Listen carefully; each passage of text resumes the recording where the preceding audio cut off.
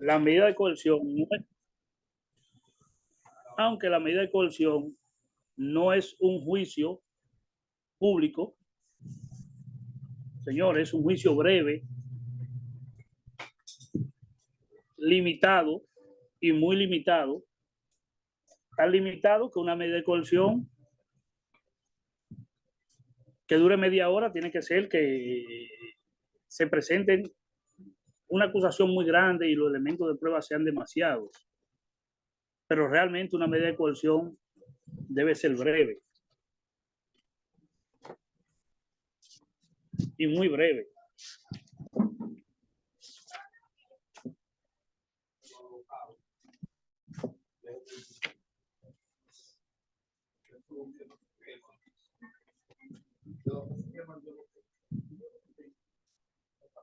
Bien.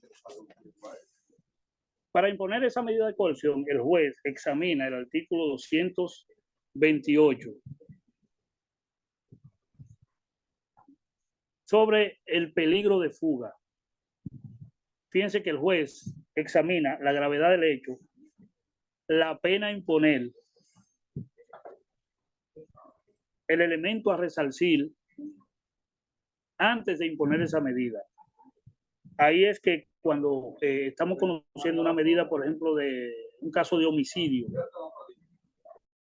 donde se encuentra la vinculación y todas las cintilas que unen al imputado al hecho, pues el juez lo que piensa es, bueno, mira, esta persona va a enfrentar una pena probablemente de 20 a 30 años.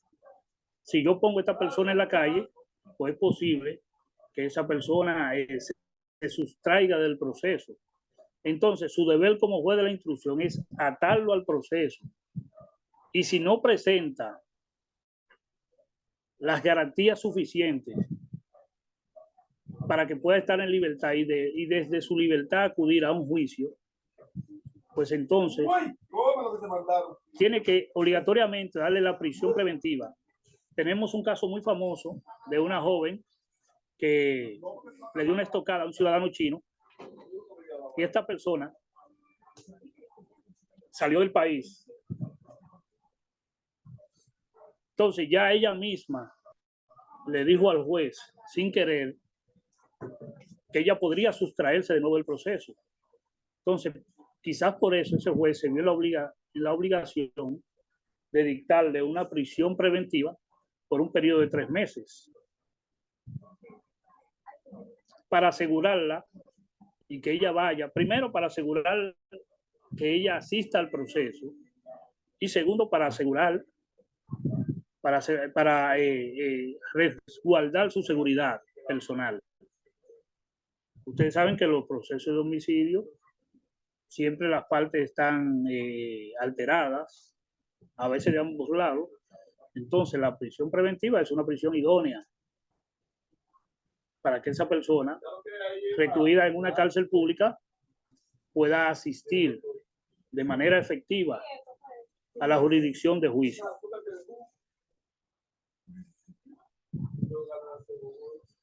Bien. Por otro lado, el defensor del imputado, cuando va a conocer una medida de coerción, debe hacerle entender al juez si pretende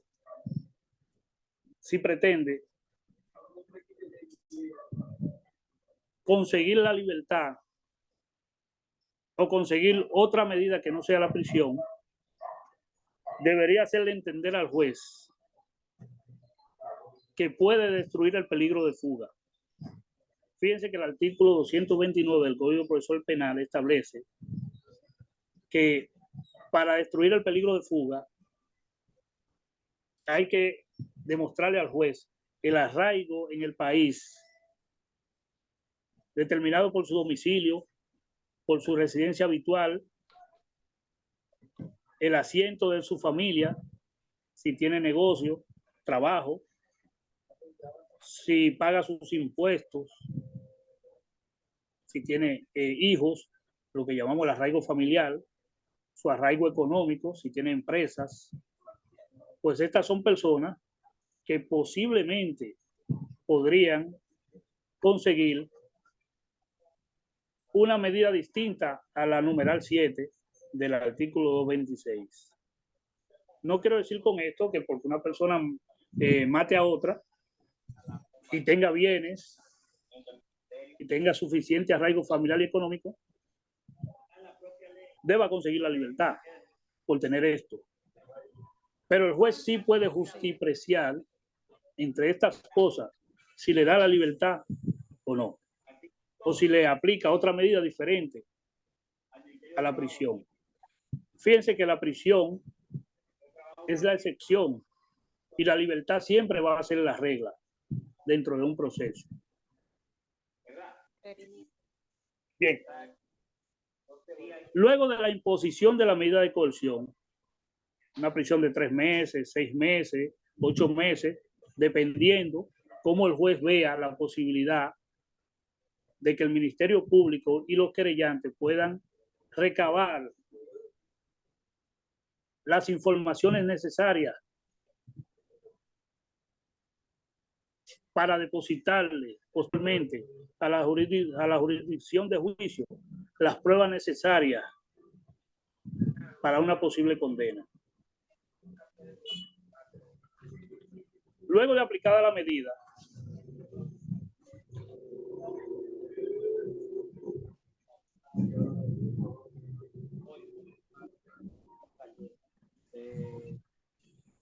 las partes pueden apelar la decisión.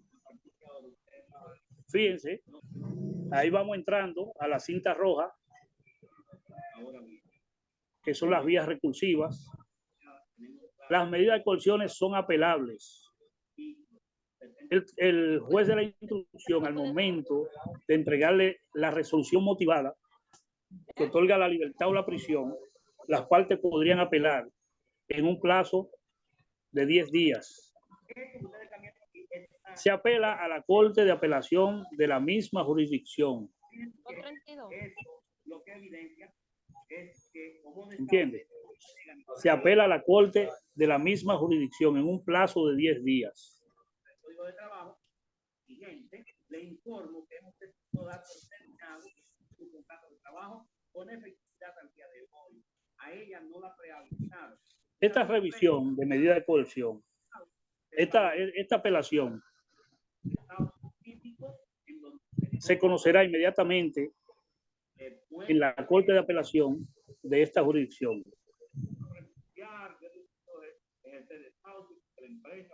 ¿Qué se pretende con una apelación? Por ejemplo, si se le otorga prisión, pues la defensa apela a esa decisión, alegando, por ejemplo, que los presupuestos sí fueron suficientes para que ese juez le otorgara la libertad, y también podría reforzar, en caso de entender que no fueron suficientes, reforzar esos presupuestos para que los jueces de la Corte de Apelación pues tomen en cuenta esos presupuestos y puedan otorgarle la libertad a ese imputado. En el caso contrario, que le dé la libertad, pues el abogado, actor civil y el querellante y el mismo Ministerio Público podría apelar la decisión entendiendo que no fue la medida más idónea y por tanto podría reforzar su teoría fáctica para que los jueces de la Corte puedan variar esa medida de coerción de libertad a prisión preventiva o cualquier otra modalidad. Bien, una vez terminada la jurisdicción, una vez terminada la parte del juez de la instrucción, pues viene otra parte de la etapa preparatoria. En esta otra parte de la etapa preparatoria, el juez con su medida de coerción de 6 meses, 3 meses, le da un plazo al querellante actor civil y al Ministerio Público para que culminen su investigación. Entonces procedan a depositar lo que nosotros llamamos los actos conclusivos. Los actos conclusivos no son más que aquellas diligencias que se supone que ya hizo el Ministerio Público Por ejemplo, recaudó las pruebas necesarias para la posible condena, aportó los testigos suficientes, oculares y referenciales, las documentaciones que son aportadas como pruebas, las pruebas documentales, y cualquier otra diligencia procesal que le sirva en una audiencia preliminar para una posible acreditación y una posible condena en una etapa de juicio. Depositar estas actuaciones, ya aquí termina el proceso preparatorio y comienza la segunda etapa, que es la etapa preliminar o la etapa de las pruebas. Esta etapa preliminar, que para mí es la etapa más importante del proceso penal. Óigase bien, para mí es la etapa más importante del proceso penal. ¿Por qué?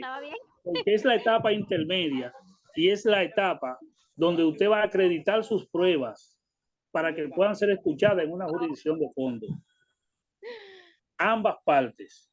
Por ejemplo, el Ministerio Público y la parte civil, que debe constituirse antes, debe mantener su constitución antes de escuchar, de que sean leídas, los actos conclusivos.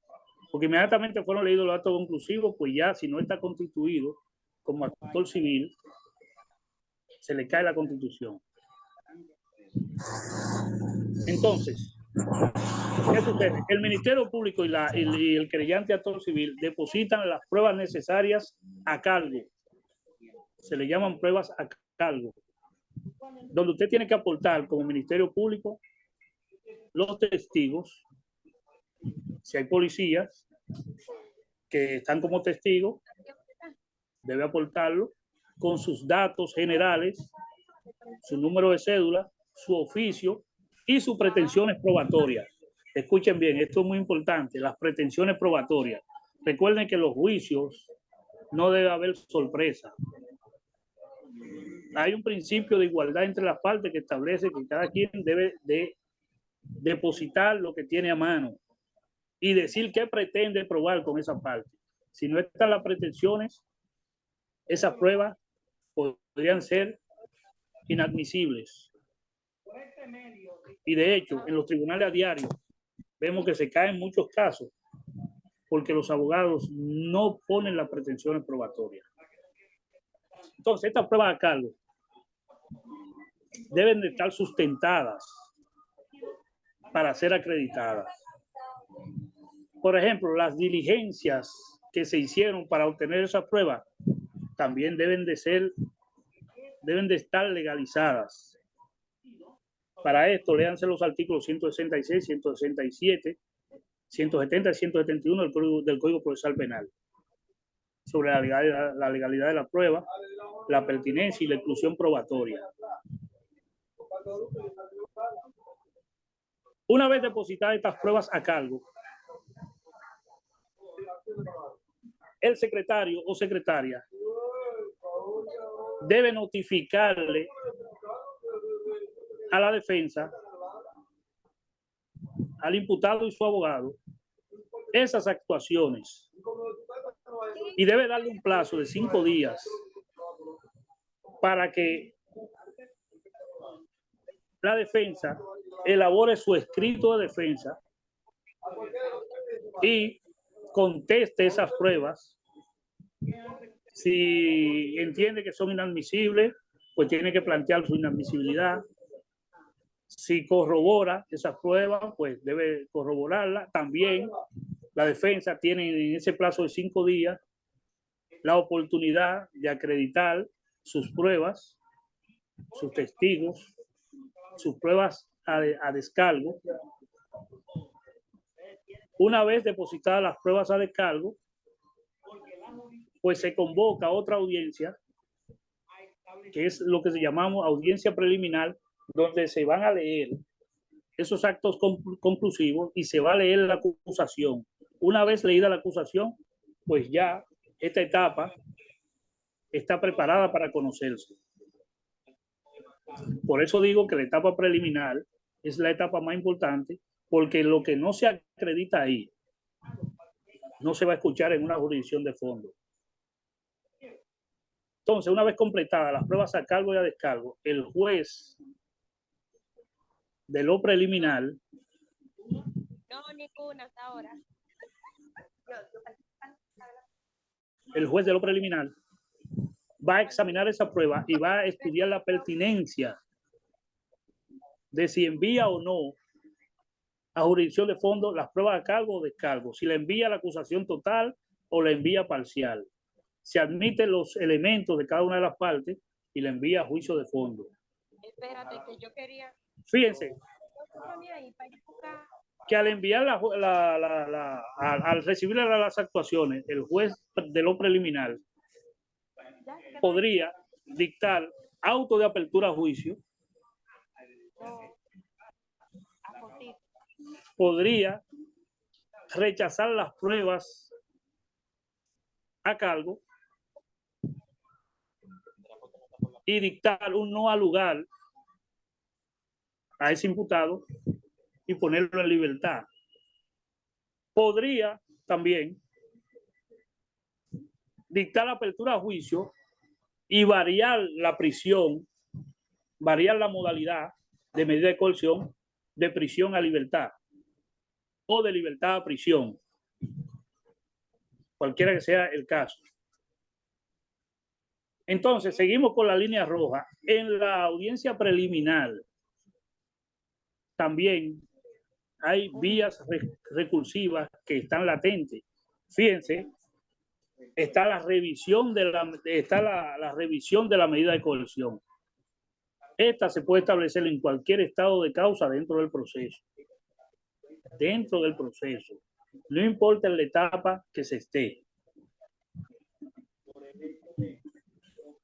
Tomando en cuenta que el plazo de duración de un proceso penal es de 4 años y que la prisión preventiva es revisable cada 3 meses y que al año de una prisión preventiva debería ya de existir una condena. Entonces también usted podría, aparte de la revisión, usted podría solicitar un cese de la prisión por el tiempo que ya tiene el imputado en el proceso y no se le ha condenado.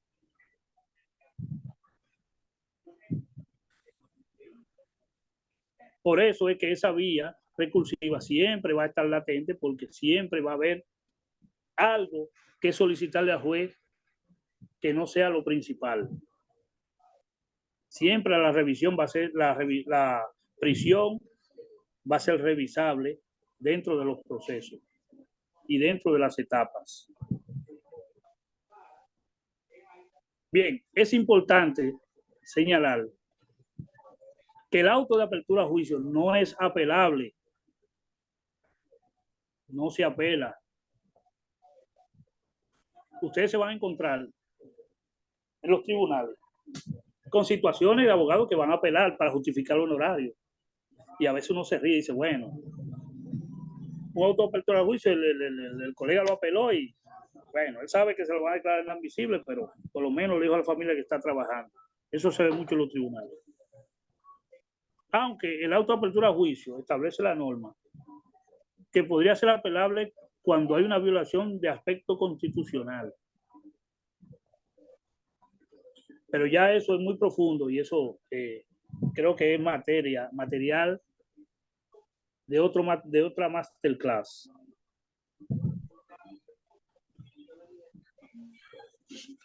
Una vez concluido el proceso, la etapa intermedia,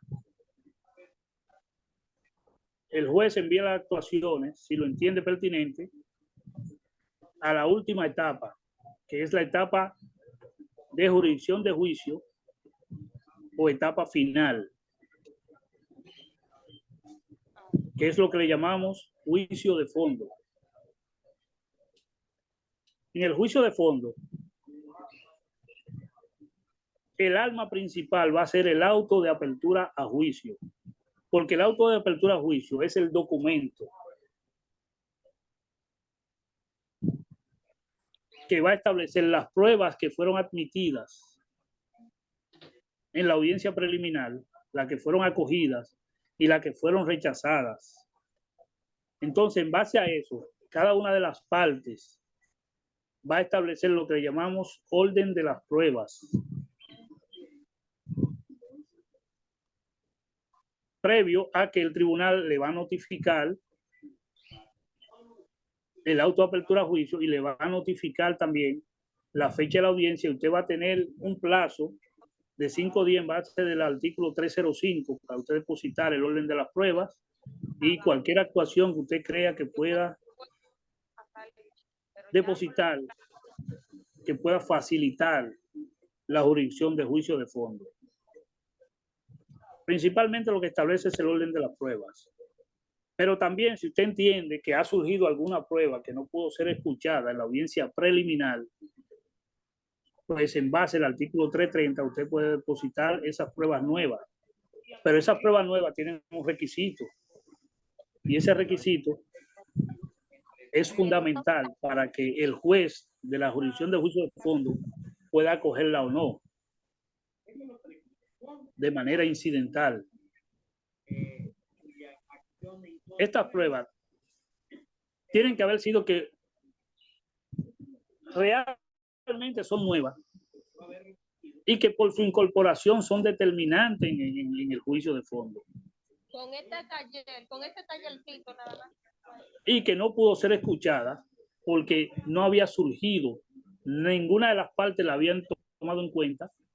Entonces es un elemento, lo que le llamamos un elemento verdaderamente nuevo. Si este elemento nuevo no es relevante, pues el juez posiblemente no lo acoja. Pero si lo acoge, entonces cada una de las partes en esta jurisdicción de juicio, en base a esa prueba, va a tener que hacer sus alegatos. Fíjense que la jurisdicción de juicio ya es un proceso más abierto, donde las partes exponen, el Ministerio Público expone su acusación y su teoría fáctica, el actor civil y querellante expone su teoría fáctica en el aspecto civil, y en el aspecto penal también establece la suya o podría adherirse al Ministerio Público. Por otra parte, la defensa podría establecer su teoría, que podría ser negativa, o sea, que su imputado niega los hechos, o podría ser su teoría positiva, o sea, que su imputado está conteste con lo que le acusan y quizá quiera buscar una atenuación de la pena en base a eso. También su teoría podría ser mixta, porque hay teoría mixta que dice, bueno, yo parcialmente admito algunas de los hechos, pero otros no. Y en base a eso, cada una de las partes establece su mecanismo de defensa. Una vez en la jurisdicción de juicio establecidas las teorías de cada una de las partes, pues se inicia un proceso que se llama el proceso de debates, donde el Ministerio Público, al exponer su acusación y su teoría fáctica, establece los elementos de prueba y lo presenta ante el tribunal,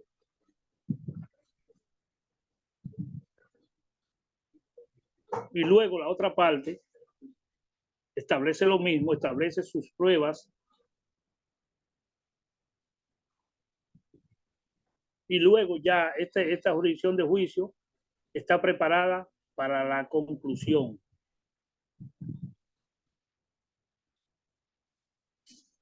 En esta parte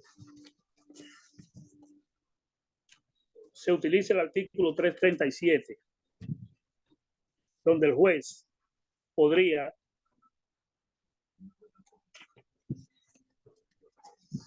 establecer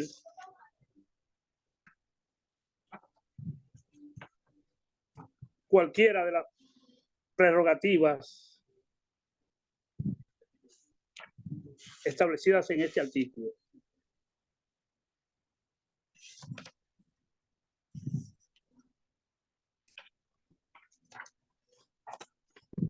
Podría condenar al imputado a la pena que conlleva su delito, o podría incluso, dependiendo la cooperación del imputado y la teoría, si es positiva, pues atenuar la pena, incluso fallar por debajo del mínimo.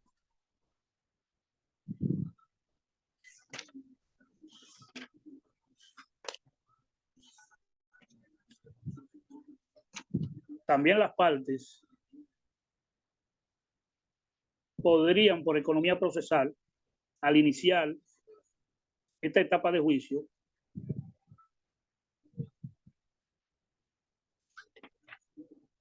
llegar a un acuerdo en el mismo tribunal. Solamente basta con ponerse de acuerdo con el Ministerio Público y acercarse a los jueces. Y si el imputado admite los hechos, pues atenuar la pena. Y esto se hace de manera clara. Incluso el juez por adelantado le dice a las partes, bueno, yo podría condenarlo, por ejemplo, si la pena es de 5 a 10, yo podría condenarlo a 3 años de prisión o a 2 años suspendido. Si el imputado admite los hechos, si muestra arrepentimiento, y esto se hace mayormente motivado por el artículo 368 del Código Procesal Penal.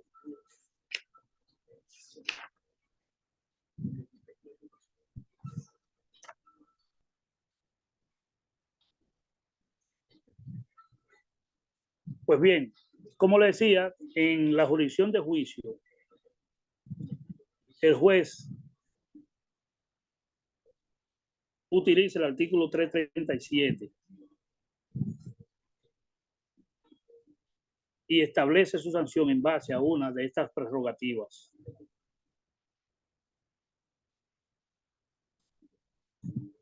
Cuando se va a referir a la sentencia absolutoria. Es importante que se lean este artículo, el cual establece, primero, cuando no se haya aprobado la acusación o ésta se haya retirado del juicio. En cuanto al retiro de la acusación del juicio, tienen que ver, examinar bien cuando los casos son de acción pública. Cuando los casos son de acción pública, a veces el querellante dice, bueno, yo desistí, yo retiré la querella, como dicen normalmente, pero el Ministerio Público persigue la acción. O sea, no necesariamente porque el querellante haya retirado su accional, el Ministerio Público estaría superditado a que el imputado sea puesto en libertad porque esa querella fue retirada, o el querellante no haya asistido al proceso o haya desistido formalmente por escrito. La acción pública siempre es recomendable, cuando haya desistimiento, conversarla con el Ministerio Público y tratar que si el Ministerio Público la va a perseguir, pues entonces se llegó a acuerdo en base a los aspectos penales. Por eso vemos que la mujer maltratada con certificado médico, violencia intrafamiliar, ya con su síndrome de Estocolmo encima, en el cual se identifica con su víctima y dice, bueno, él no me maltrata, pero es un hombre bueno, y retira su querella, pues el Ministerio Público le da para allá. El Ministerio Público continúa su acción y en base a las certificaciones médicas, en base al estudio psicológico, las evaluaciones psicológicas y otras evaluaciones que le hacen, consigue una condena. Y a veces dicen el abogado es malo porque la mujer desistió, la querellante desistió, y como quiera lo condenaron. Yo tuve en estos días una audiencia donde yo tuve que establecer un acuerdo a pesar de que la víctima desistió, pero habían 3 certificados médicos con agresiones fuertes y tuve que acercarme al Ministerio Público que ya ellos no lo están haciendo en caso de violencia. Tienen una orden en la Fiscalía que no, una línea de la política fiscal de no aceptar acuerdos en caso de violencia. Pero nos acercamos a los jueces y le expliqué la situación y convencí al imputado de que admitiera los hechos y mostrara arrepentimiento. Y así lo hizo. Y la condena era de 5 a 10 años y conseguimos la condena de 2 años. Y él tiene 1 año en prisión. O sea que lo veremos dentro de poco fuera. Bien, dentro de las etapas del proceso penal, hay quienes consideran que la etapa de la apelación y la etapa del juez de la ejecución de la pena y el proceso ante el juez de la ejecución de la pena son etapas del proceso. Hay otros que no. Yo considero que la apelación es opcional. Hay quienes apelan, hay quienes no quieren apelar. Pero el juicio de fondo sí es obligatorio si hay mérito suficiente. Pero hay partes que deciden no apelar y eso terminó ahí. Y ahí la sentencia adquiere autoridad sobre la cosa irrevocablemente juzgada. En el caso del juez de la ejecución de la pena, ya establece que con el 50% de la pena más un día, pues califica. Ahora hay una nueva modalidad del medio libre, donde habla de 1/3 de la pena, y aunque eso no está bien definido todavía, pero el caso es que ya se está aplicando y se está conociendo con mucho éxito la jurisdicción de San Cristóbal y Baní. El medio libre, por ejemplo, en la provincia de Santo Domingo no está funcionando tan bien. Se lo están negando porque sí. Pero refiriéndonos a la ejecución de la pena, el procedimiento es un procedimiento simple, no con mucha formalidad. Lo único que el imputado tendría que solicitar sus documentaciones de buena conducta ante prisiones,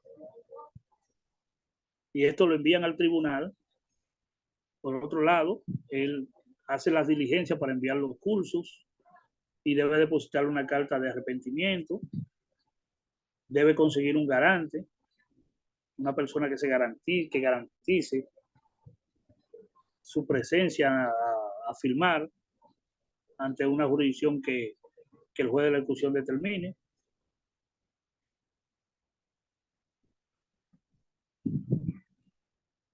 Pero para esto, si hay querellantes, si el querellante no es el Estado, si hay un querellante y un actor civil, pues el querellante es muy tomado en cuenta, porque si el juez de la ejecución establece que existe un peligro, por ejemplo, en los casos de homicidio, donde hay un querellante, el juez tiene que prever que cuando ese imputado, a pesar de mostrar su arrepentimiento, esté en la calle, el querellante no vaya a agredirlo, o el mismo imputado vaya a agredir al querellante por entender que estuvo preso por él. Entonces siempre se trata de buscar un punto medio y establecer un acuerdo que las partes estén de acuerdo. Pero cuando el querellante es el Estado, en los casos de 50 a 88, casos de narcotráfico, pues si muestra arrepentimiento, estas son más efectivas, estos medios libres y libertad condicional. La libertad condicional ante el juez de ejecución de la pena, la libertad es inmediata, es posible que si el juez le otorga su libertad en la mañana, pues en la tarde ese imputado se encuentre en la calle. Entonces el juez, a pesar el juez de ejecución de la pena, a pesar de otorgar la libertad, establece lo que llama un contrato, un acuerdo, donde le establece las restricciones que el imputado debe llevar en su nueva vida en la calle. Nos estamos refiriendo a esta parte no como una etapa, porque yo no lo veo como una etapa del proceso penal, porque tampoco hay reos, hay internos que deciden cumplir su pena. O sea que es una etapa que no es obligatoria. A un imputado nunca lo van a subir a un proceso ante el juez de ejecución de la pena, si él no quiere. ¿Se entiende esa parte? Vamos a dar un receso, señores, de 2 minutos. Y vamos a empezar con la sección de preguntas, si le parece. Bien, bien, bien. ¿Alguno de los presentes desea expresar alguna pregunta o alguna opinión en relación al tema tratado? Tiene la oportunidad en este momento de hacer uso del micrófono y de aprovechar la experiencia del doctor Víctor. Y también algún tema de la palestra pública. Por ejemplo, fue tema de mucho debate cuando el colega Tomás Castro le solicitó al juez de la instrucción el depósito de los videos. Esto fue muy criticado por la clase. Sí, en virtud, y más que no entendíamos cuáles eran las pretensiones del doctor Castro en esa etapa del proceso, hacer esa solicitud de esos videos. Entendíamos pues cómo eso formaba parte de su estrategia, donde él era conocedor de cuál era el resultado de esa audiencia de medida de coacción, que inevitablemente los jueces iban a aplicarle la pesada. Sí, mira, es importante señalar que en los tribunales vamos a ver eso a diario. Abogados buenos, abogados excelentes, como el doctor Tomás Castro, pedir cosas que no son posibles. Pero siempre el penalista trata de tentar la otra parte y de pedir hasta el cielo a ver si el juez se equivoca y se lo concede, porque ha sucedido también. Sí. Entonces a veces decimos, oh, mira, ese abogado está pidiendo eso, no se puede, porque todos sabemos que la medida de coerción no es para ver video, eso no es una etapa de fondo. De prueba. ¿Entiendes? Sí, claro. Entonces, esa era la parte que estábamos en el aire. Como él, un jurista de larga data, de mucho conocimiento, de mucha habilidad, cómo él en ese momento pide eso. Sería una táctica dilatoria, una táctica para distraer un poco la atención que había sobre la muchacha y recaerla sobre él. O sea, si era una estrategia de él más o menos desmalhumorizar al juez en relación al fijamiento que obligatoriamente tiene el juez en contra de la imputada, que le iba a imponer el 226 numeral 7 obligatorio. Eso era, al lado de su nombre firmaba 226.7. Entonces, diría, sí, claro, diría él con esta táctica, yo quito un poco la atención del juez sobre ella y la expongo sobre mí, la presión. Yo sí estoy pidiendo algo ilógico, algo. Y mira.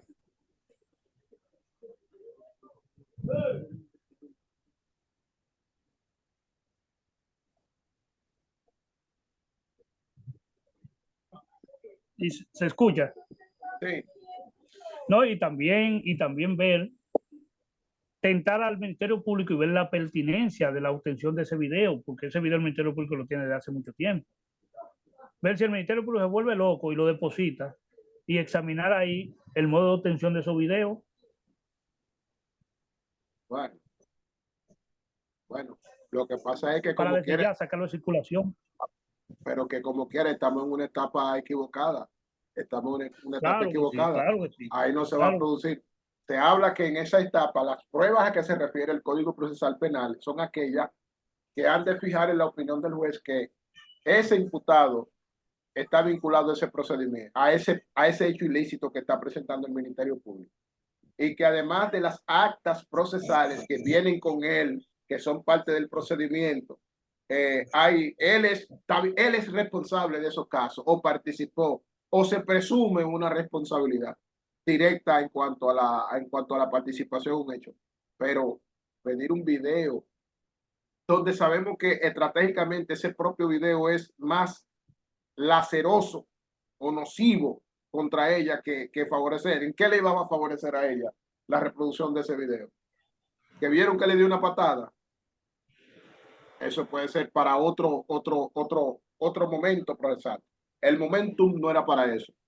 No, no era para eso, para nada, para nada. Y tampoco... Pero sí para desviar la atención y él ser el centro de cualquier opinión en base a ese caso. Así analicé, para evitar que la mediaticidad, quitarle un poco de peso de mediaticidad a ella. Quizás para que en otra etapa posterior eso le sea de un poco de provecho, diría yo. Eso es la única conclusión que yo he podido llegar en base a esa actuación de él, ese pedimento. Aunque él es un ser humano y se puede equivocar. Sí, pero yo sé que no, que él no se equivocó, porque es que eso está muy quemado. Eso está muy quemado, él no se equivocó ahí. Porque hay abogados que te piden hasta escuchar testigos. En y si tú no algunos... te le el juez fácilmente se lo acepta. Sí, y eso no es posible. No es posible.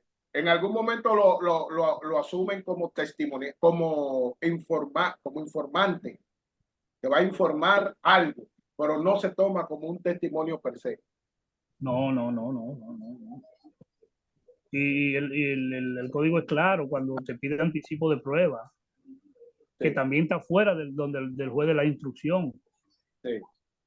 Porque el anticipo de prueba se utiliza cuando una persona vio un hecho y posiblemente se le pueda olvidar y tiene que reclararlo ante un juez. Así es. O alguien que tiene que salir del país y tiene que ofertar sus declaraciones porque ya no puede estar presente en la jurisdicción de juicio. Entonces ahí se pide el anticipo de prueba. Así es. Así es.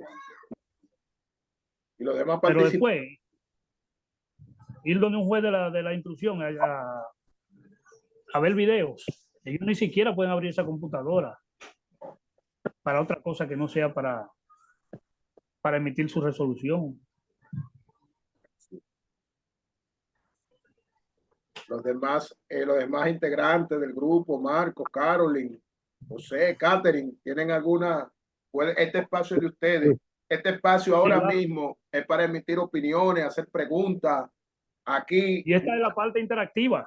Exacto. Aquí nadie sabe más que nadie. Aquí estamos explicando estos temas. Y se han hablado de temas interesantes ahí. Estamos aquí, colega.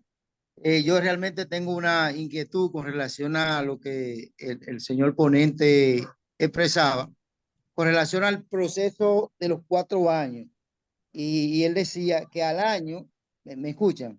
Sí, se escucha. Sí. Él decía que al año ya había espacio o había ganado una especie de derecho el imputado que estaba con medida de coerción de solicitar una revisión o de pedir la libertad. Y yo la pregunta mía es, ¿esto es independientemente de lo incidentado que la misma defensa haya llevado el proceso, de los incidentes que él mismo provoca, de los... Ahorita el doctor Rí ahí mencionó la palabra de las tácticas dilatorias que la misma defensa haya interpuesto para ralentizar el proceso? Excelente pregunta, colega, excelente pregunta. Fíjate, el juez para decidir sobre un cese de prisión preventiva precisamente examina eso, si las actuaciones que han ocasionado reenvío ha sido por culpa de la otra parte o por culpa de la misma parte que invoca. Entonces, si dentro de esas actuaciones se nota que el imputado ha pedido reenvío porque su defensa no llegó, pues entonces es posible que le sea negada. En ese mismo sentido, referente al tema del cómputo, en este caso, el cómputo de la pena de esos 12 meses de un imputado bajo una medida de coerción, la más gravosa. Los jueces, hay abogados de la contraparte, vamos a decir, que representan a la víctima querellante, que quieren alegar que no se le puede computar, quieren que no se le puede computar el tiempo que es imputado, las veces que se han aplazado, suspendido y aplazado la audiencia, porque por la falta del imputado. Muchas veces esas faltas del imputado se le atribuyen es a los organismos que lo llevan, que lo transportan, que lo trasladan. Y hay abogados que se pierden en eso y quieren atribuirle esa falta al imputado. Y yo he escuchado que los jueces así mismo se lo desarrollan.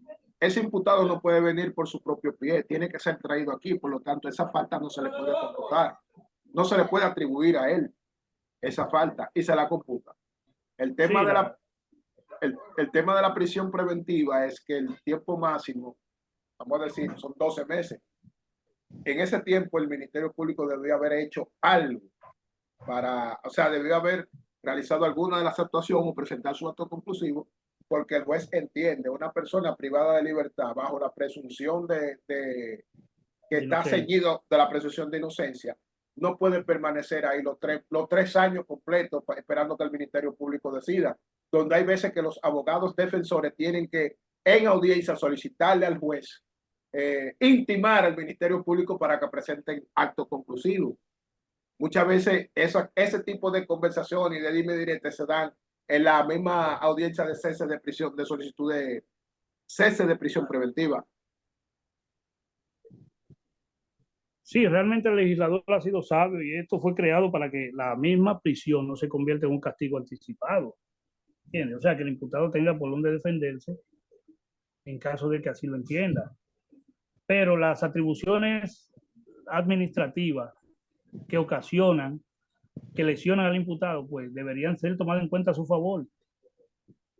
De hecho, hay jueces, la mayoría lo toman en cuenta a su favor. Cuando no es trasladado por falta del sistema, pues ellos lo toman en cuenta. Algunos no, algunos lo justifican y dicen que también la otra parte no tiene la culpa de eso. Todo va a depender siempre de la gravedad del hecho. Oneli Pérez tiene una pregunta para usted, doctor Castro. Adelante, colega. Adelante, Oneli. En sí no es una pregunta, sino un comentario. Por ejemplo, eso que usted estaba diciendo, maestro, como la prisión preventiva, ¿verdad? Está sujeta a un régimen especial. Esta ya, ¿verdad? La numeral 7 del 226 del Código Procesal Penal, cuando ya se le dicta una prisión preventiva de esa magnitud, por ejemplo, de un año, las partes, ¿verdad?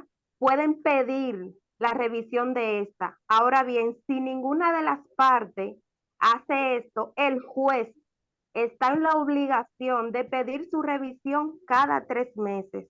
Si no es así, me pueden dar otra orientación. Así mismo es, colega. Excelente aporte.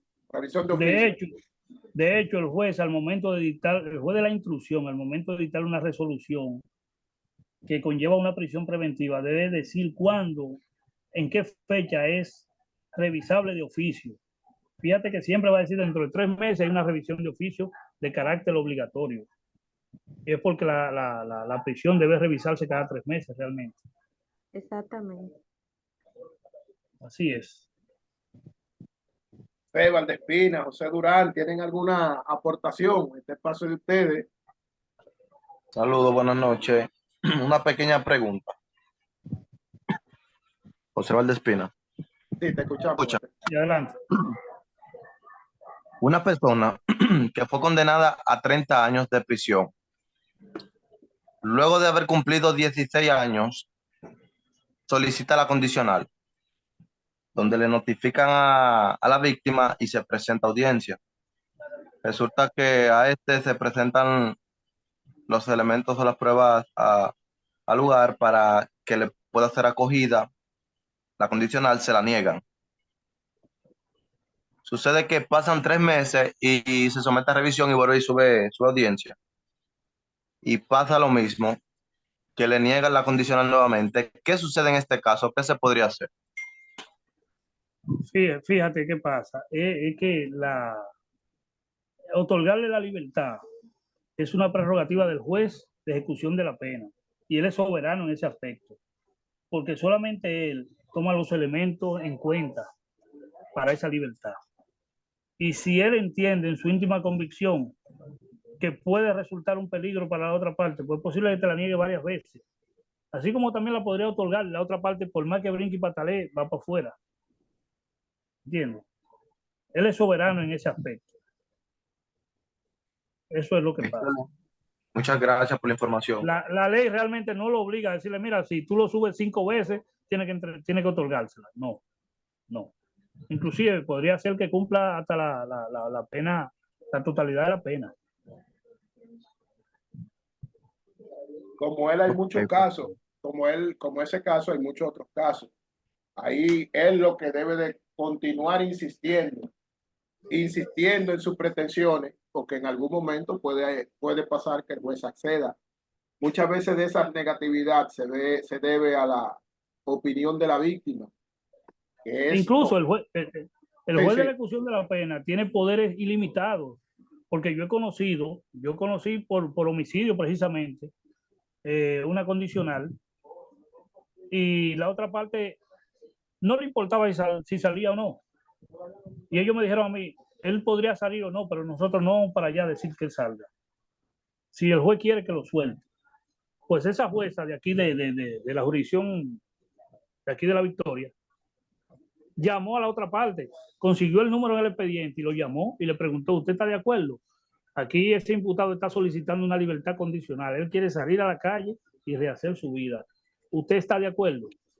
Y esa persona dijo, haga lo que usted quiera. Pues la magistrada cerró y dijo, bueno, le otorgo su libertad. Y ahí le hizo su acuerdo, que no puede acercarse, que no puede asistir a discotecas y a tenerse a lugares públicos, a visitar lugares públicos, porque es una facultad que tiene ese juez, ¿o no? Así mismo pudo haber dicho, no, te lo voy a dar en la próxima. Pero también tuve uno de violencia intrafamiliar, donde nosotros llegamos a un acuerdo en el fondo y fue condenado a 2 años. Ya tenía 1 año y 6 meses, 1 año y 4 meses, y subimos la condicional. Y con la otra parte de acuerdo, la otra parte fue y le dijo al juez, mira, ya yo hice mi vida, yo quiero que la haga la de él, yo no le guardo rencor. Él dio mucho grito y dijo que estaba arrepentido y le faltaban 6 meses para salir. Y esa misma magistrada le dijo que no. Le dijo no, que cumpla. Y cumplió sus 2 años.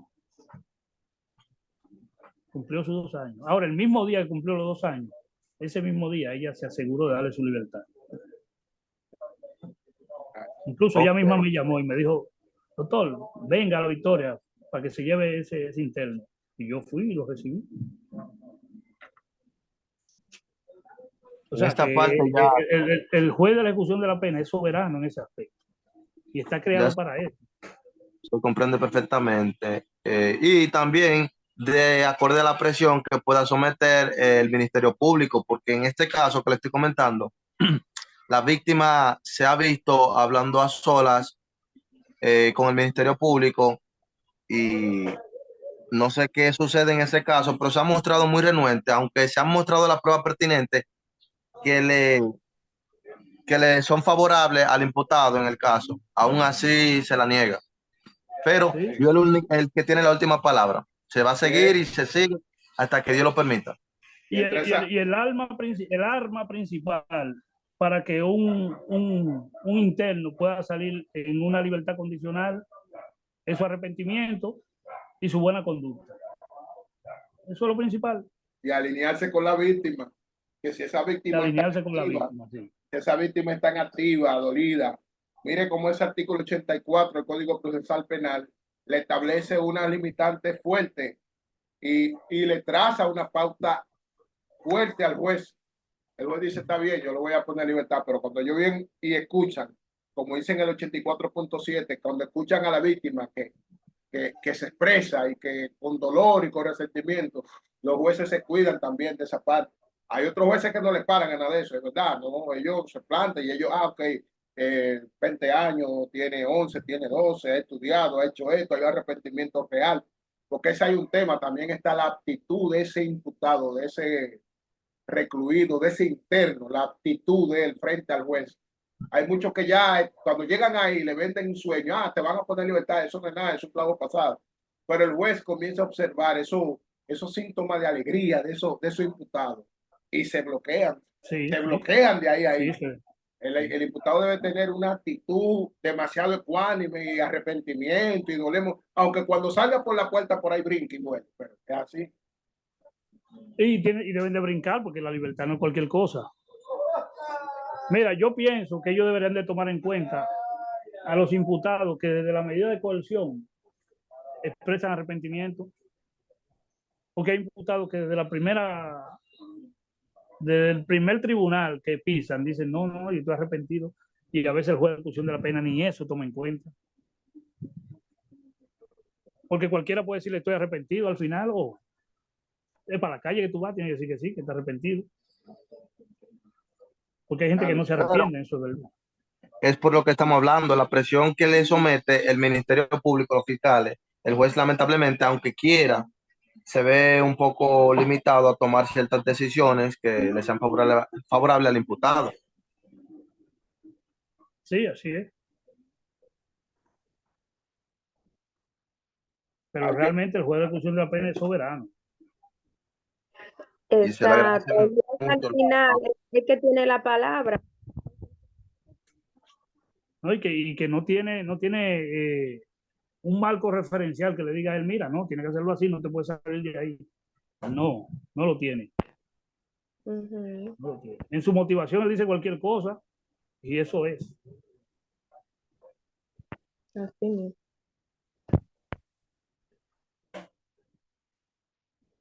Pero también se puede apelar esa decisión. Pero imagínense.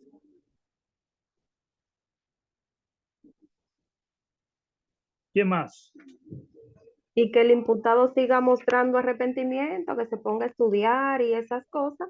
Y cada vez que ellos apelen, entonces ahí el juez podrá ver que esa persona se ha redimido, ¿verdad? De las acciones que cometió en el pasado y probablemente, bueno, le cambien la pena y le den la libertad que ustedes andan buscando. Sí, exacto, porque el juez también toma en cuenta de que para la próxima no pueden haber los mismos presupuestos, tienen que haber variado, o sea, tienen que haber hecho más cursos, y porque debe prepararse más para su reinserción en la sociedad. Exactamente. Tampoco al juez le gustaría tirar un interno a la calle desubicado. A ellos les gusta que aprendan algún oficio y que tengan un buen garante y que tengan un buen empleo, un futuro empleo que puedan vivir de eso, que es otra cosa también. Como yo he visto muchos casos, gente que han estado en casos de violación y los trabajos son chofer de un autobús escolar. Esos son errores. Es que nadie vigila eso, nadie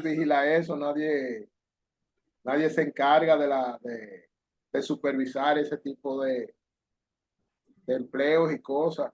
Sí, pero hay jueces que le dicen, ven acá, pero si tú tuviste un problema con un menor, ¿cómo yo te voy a poner en un autobús para que también esté con menores? Pues yo me tengo que tener un problema yo mismo. Va a volver a lo mismo. Exacto. Claro, te estoy tentando. Es mejor conseguir tu trabajo en una fábrica, en una zona franca, donde sea. Diga, al momento de proponer el garante y de una oportunidad de empleo, el mismo garante también lo suben a estrado y lo interroga el juez. El juez referente respecto a su función como garante, a qué usted se dedica, qué usted hace, qué tiempo tiene, si usted como garante, dónde lo va a dar empleo, dónde lo va a colocar, esto y todos esos detalles tiene esa persona que aportarlo claro y preciso y convencer al No, juez. y la compañía debería estar preferiblemente constituida porque ellos preguntan por el RNC. Todo en orden. Pero registrada, porque si no es así, entonces no es garante, no tiene validez. Todo en orden debe de tener esa persona que suba ahí. Ujú. Yo recuerdo que yo subí una constitución de compañía con un impuesto viejo y la magistrada me dijo, pero esos impuestos son viejos. Digo, eso es lo que le dice el magistrado a usted, que la compañía hace mucho que se constituyó. Sí, pero a mí me interesa lo nuevo, sí, ahí está lo nuevo, pero ahí están los viejos. Porque hay gente que te constituye una compañía para ese tipo de casos y ya, y resuelven la situación con RNC y todo, Ay, ay. pero no es fácil.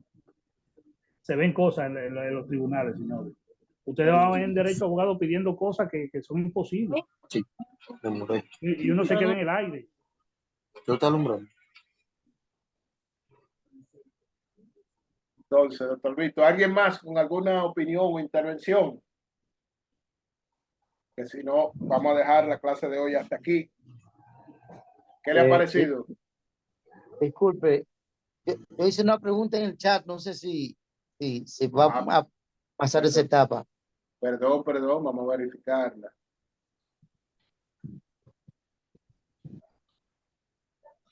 A mí no me llegó.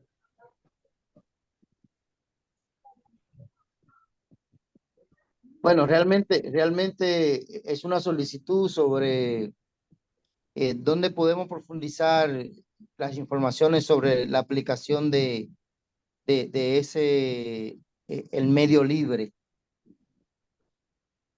¿Y en qué está basado para que profundice un poco más? El medio libre es nuevo y muy nuevo. De hecho, no empezó aplicándose ni en el distrito ni nada. Entonces empezó aplicando en el sur. Y son las mismas condiciones que para la condicional. Lo único que me parece a mí que es la tercera, haber cumplido la tercera parte de la pena. Un tercio de la pena. Okay. Creo que es la condición, pero después tiene que llevar garante, tiene que llevar una compañía donde vaya a trabajar y que también el medio libre sale los lunes y entra los domingos. Okay. Entra ¿cómo es? Entra los viernes, me parece que es. Eso depende de la modalidad que establezca el juez de la ejecución de la pena. Buenas noches, doctor. Pero sí pude ver yo sí pude ver en estrado que yo estaba conociendo un medio una condicional en Baní y había un imputado que su defensor le había solicitado el medio libre, pero al momento de conocerse ya él calificaba para la condicional y el juez ahí mismo de oficio le dijo no te voy a medio libre, te voy a dar la condicional porque tú aplicas y se la concedió. Entonces, o sea que el juez también lo puede suplir de oficio, esa falta. Y como lo que hay que depositar son los mismos documentos, pues se puede. Porque es todo lo mismo, es todo lo mismo, es todo lo mismo. Lo que varía el contrato que se hace ante el juez de la ejecución. Tú entras tal día y sales tal día. Pero tiene que volver a la cárcel. Y sin novedad. Sin embargo, la condicional tiene que firmar mensual o cada 2 meses, dependiendo del contrato que se haga con el juez de la ejecución de la pena. Porque él es el que establece las condiciones. Mi hermano Alan. Alan Medina. Medina Gonzalo.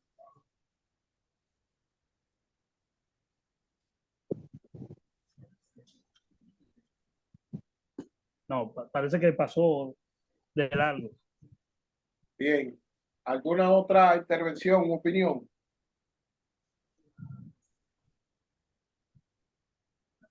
Oneli. Onelis.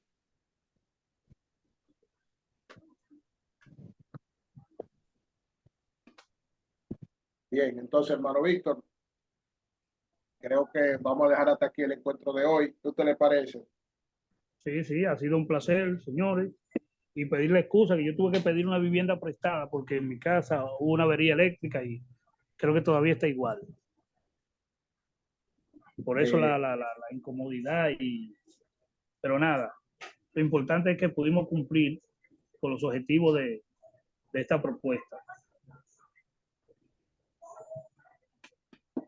Estamos a su disposición ya en el grupo. Podremos contactarnos cada uno de los integrantes de esta masterclass y estaremos a su disposición cualquier cosa.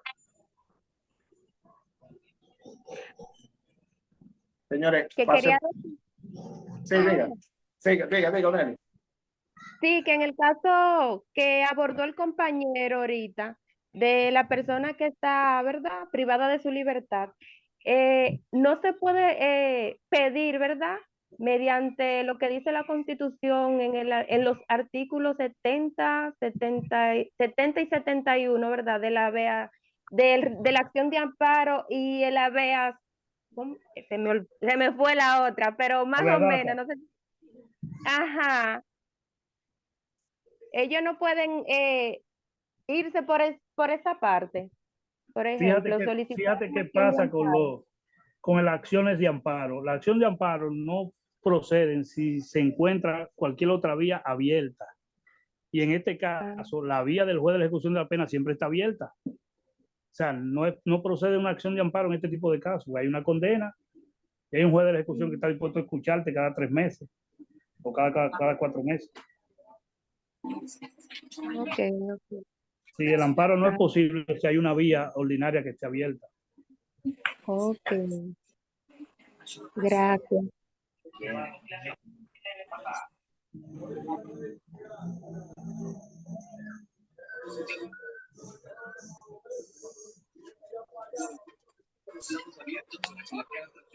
Buenas noches, doctor Reed. Alan Medina de este lado. Bien, hermano Alan. Buenas noches, Alan. Sí, en verdad, mucha satisfacción en el día o en la noche de hoy por tan excelente discernimiento.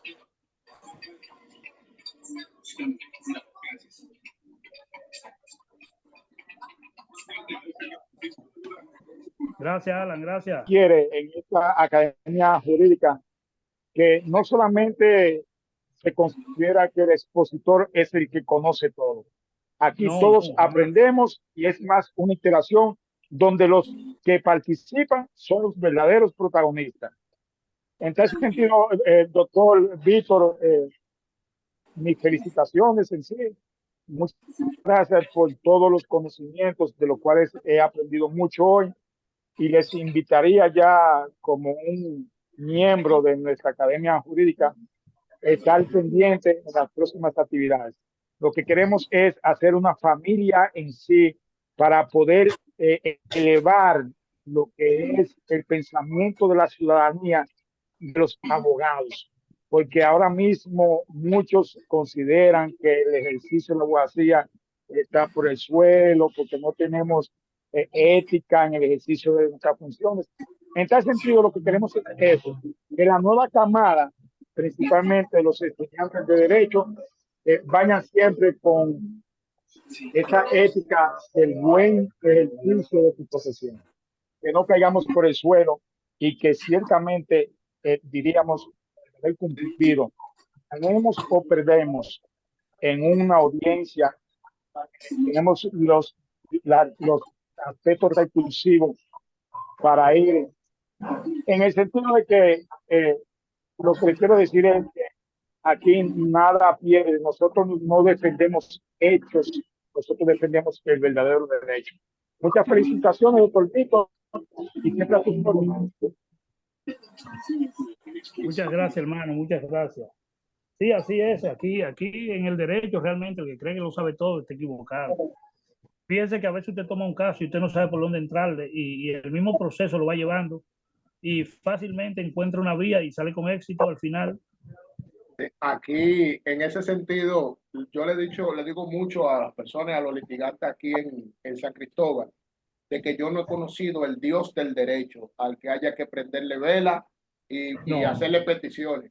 Aquí todos aprendemos, cada quien tiene una teoría que desarrolla, cada quien tiene una posición que desarrolla, y al final todos vamos a convencer al juzgador.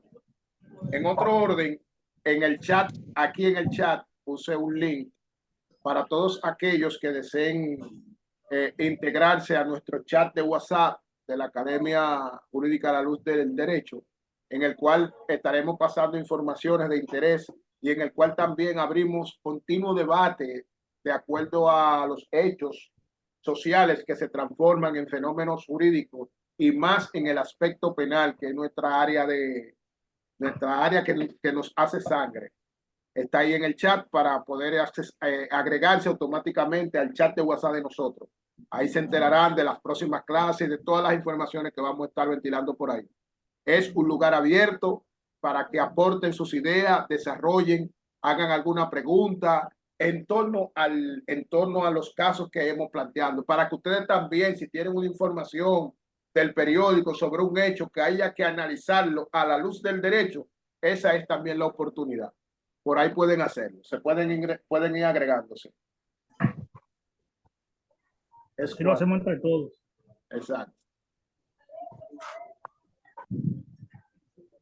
Señores, entonces si no hay más nada, ninguna pregunta, quedamos ahí le agregué el link y por ahí podemos continuar, se pueden continuar informándose de lo que hay.